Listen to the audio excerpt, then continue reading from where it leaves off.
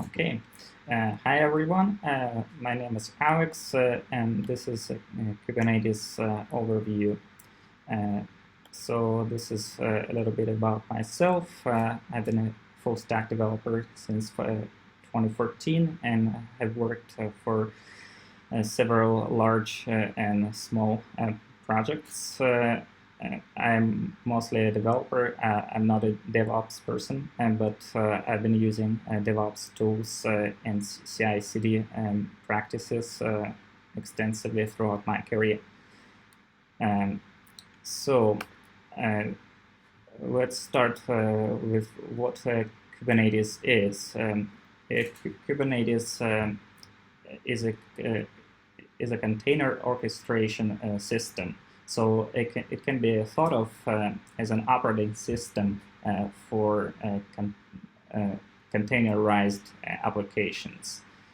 Like for regular applications run in operating system processes, for containerized applications, the operating system can be Kubernetes. So Kubernetes manages containers. It can create, delete containers, copy their state, and recreate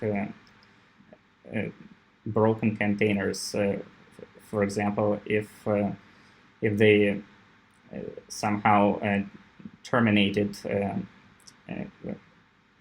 Kubernetes controllers can recreate their instances. So Kubernetes is the Linux kernel of distributed system. It abstracts away the underlying hardware, and that way it can be supported by basically any cloud provider. It's not tied to any specific cloud provider. You can run a Kubernetes cluster on Google Cloud, AWS, Microsoft Azure, DigitalOcean, and so on. Let's look at the Kubernetes architecture. Kubernetes, since it's kind of an operating system, it's pretty complex system, and it consists of two major areas. Masters act as the primary control plane for Kubernetes, and they are responsible for running API server scheduler and cluster controller. And masters manage state and provide essential cluster services. And nodes are workers, so they run applications and application-specific containers instead of system containers. So this is the overview. You can see masters on the left and nodes on the right. And the entry point for the Kubernetes user will be this Kube API server. You can interact with this API. It's basically a REST API that's exposed outside the cluster. So you can interact with this API directly using your own REST client, or there is a popular tool called kubectl that you can use from your terminal to run the pre-built commands to manage the cluster, to deploy nodes and other objects to Kubernetes. You can also see here in the system services in the masters area, and your applications that you Dockerize will be run on these pods. Basically, one pod will correspond to one container image for application. And it's possible to scale your application easily by just saying in a config file that you require a certain amount of your service instances, and this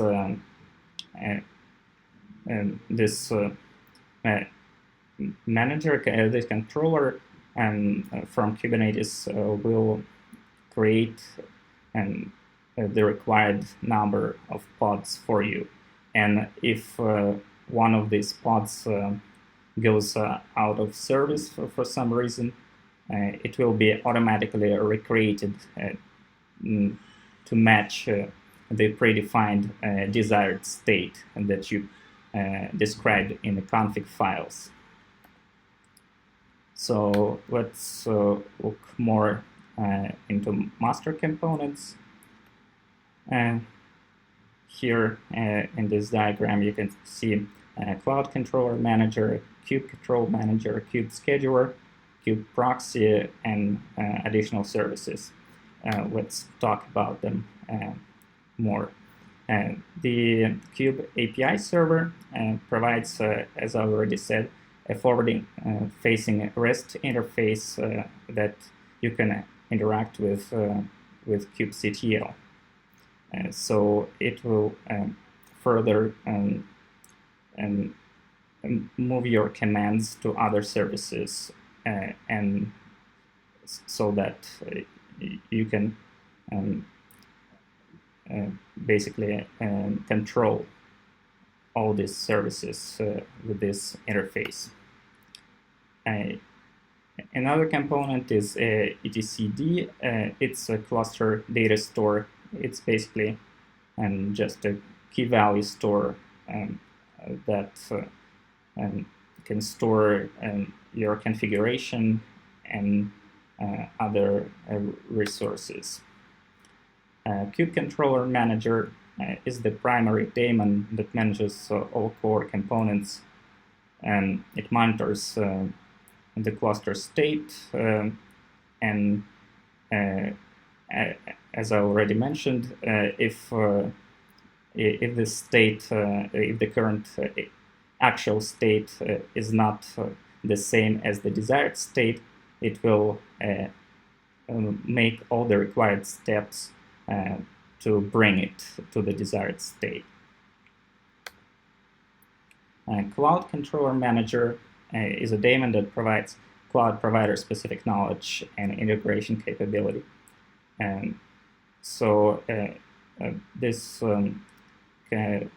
controllers include route services and additional controllers to handle persistent volume labels.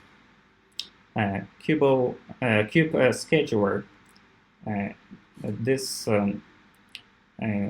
service manages schedules. Obviously, it will evaluate workload requirements and attempt to place it on a matching resource. Node components. This is where your custom application-specific container logic will be placed. So these node components consist of kubelets, kube proxy, and container runtime engine. And as for the custom containers, they will obviously be managed by this container runtime engine. You can see in this slide that the container runtime and will also interact with kube proxy.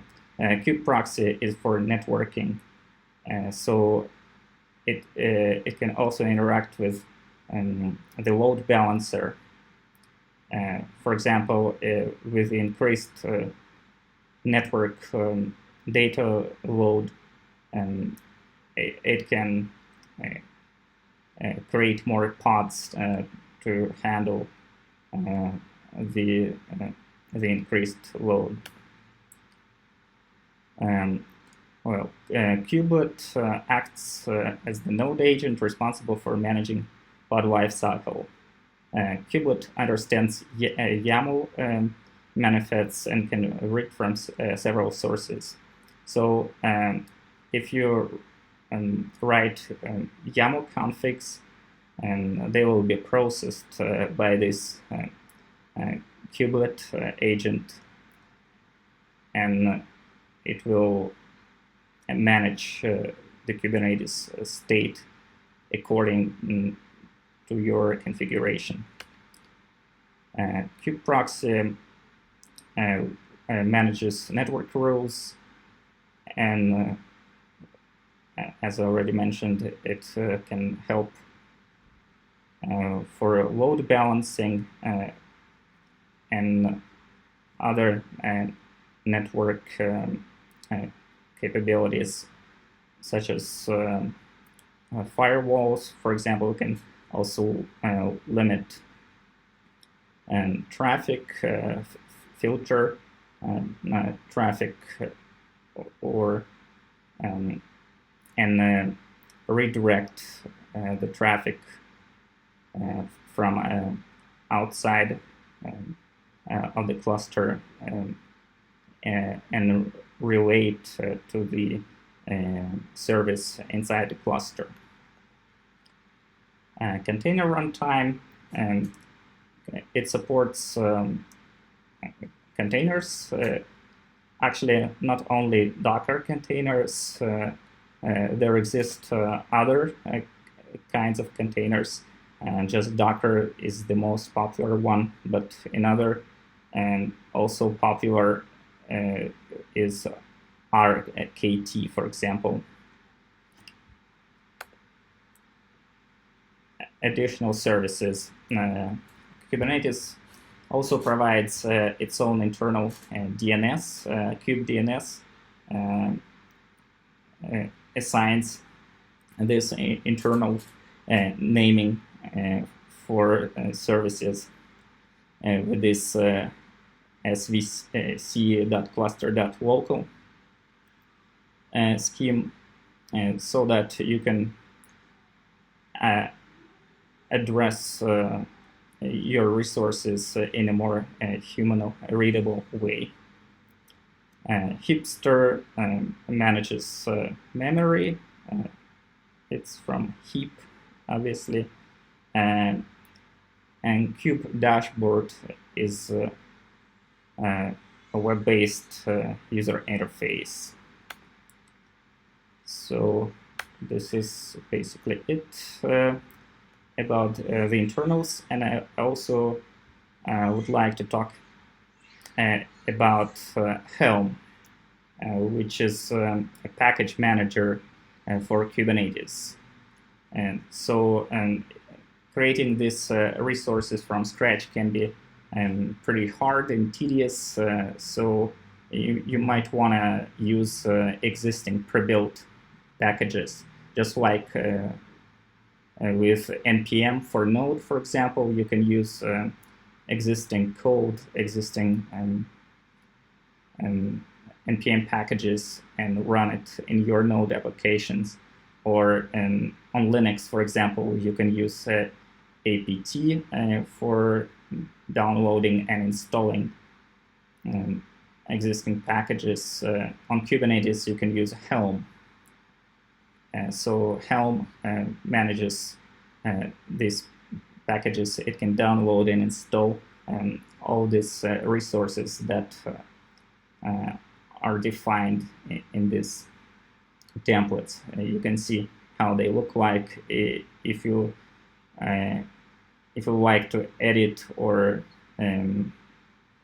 something here, you can always look into these YAML config files yourself, but as you can see, they're not very user-friendly, so it can take you some time to learn all the syntax to understand. So if you're just starting out, it's probably not what you want to do. You can just use this existing package and download it with Helm. Just type Helm install, for example, and this command will set up everything you need to just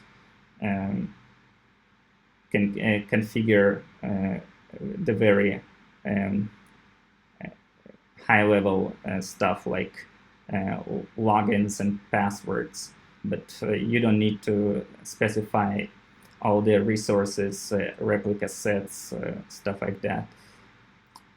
And so you can search for more packages. Obviously, for example, you can search for Nginx, Ingress, and this Ingress controller manages incoming and actually also outgoing traffic. So it stands between your application inside the Kubernetes cluster and the outside world. So you can configure how it routes traffic and just like with regular Nginx reverse proxy, you can use Nginx conf file to set the configuration, and also other than just managing traffic, and it also acts as a load balancer. So it can route the traffic and to different pods that can be of the same service. So you can specify more pods if your load is increased. So Helm, you can find a lot of applications that you might want to use in your cluster here in this repository, and just install it with a few lines of code. And I think that's basically it. And if you have any questions, I'll be glad to answer them.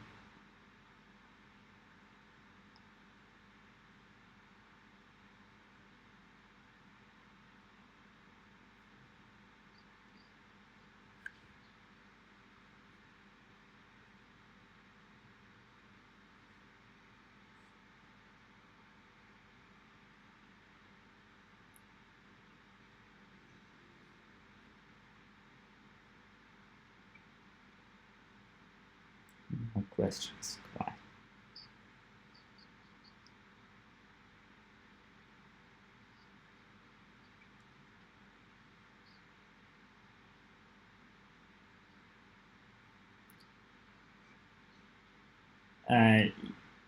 Yeah, this package manager is for Kubernetes, so it's more like it runs on top of Docker. So inside of this Helm charts, the packages are called charts in Helm. They actually use Docker containers inside of them, but for Docker, if you only need Docker, because for Docker you don't need a cluster. Kubernetes is a cluster manager. It's kind of an operating system for the cluster. And Docker, you can use it on your local machine. So it's more like fine-grained detail. And for Docker, there exists another package manager, Docker Hub. So you can use Docker Hub to find Docker containers if you just need standalone containers. But Kubernetes will manage all the other components, not only Docker containers, but also Kubernetes resources, such as passwords, for example. It has a dedicated resource called Secret that will encrypt your passwords and provide your passwords to the containers in a secure way. So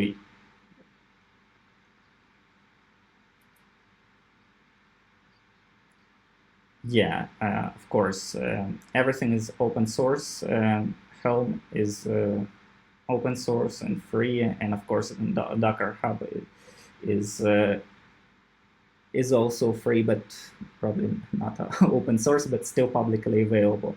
But Kubernetes is everything open source. I mean, Docker was initially a company of its own, Docker Inc., but they later open sourced the main components. So Docker right now is basically all open source, and Kubernetes was started inside Google.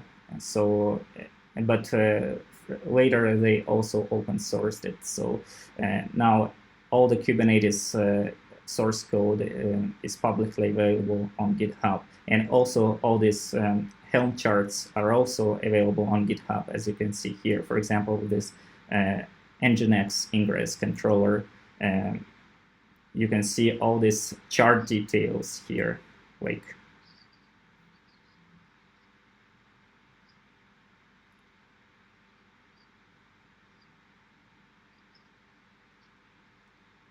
yeah, that's right. It's pretty much the same.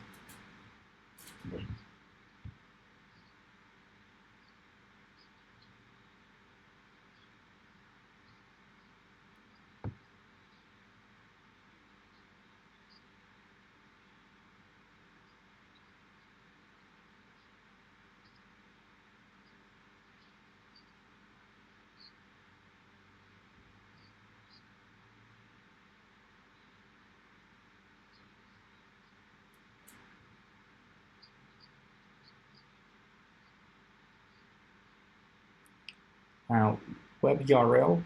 Well, first, I think you'll need to edit your CNAME record, actually an A record in your DNS provider. So you first need to go to your DNS settings and set the A record to your cloud provider IP address, because Kubernetes cluster will have its own IP address, and you will need to just bind it to your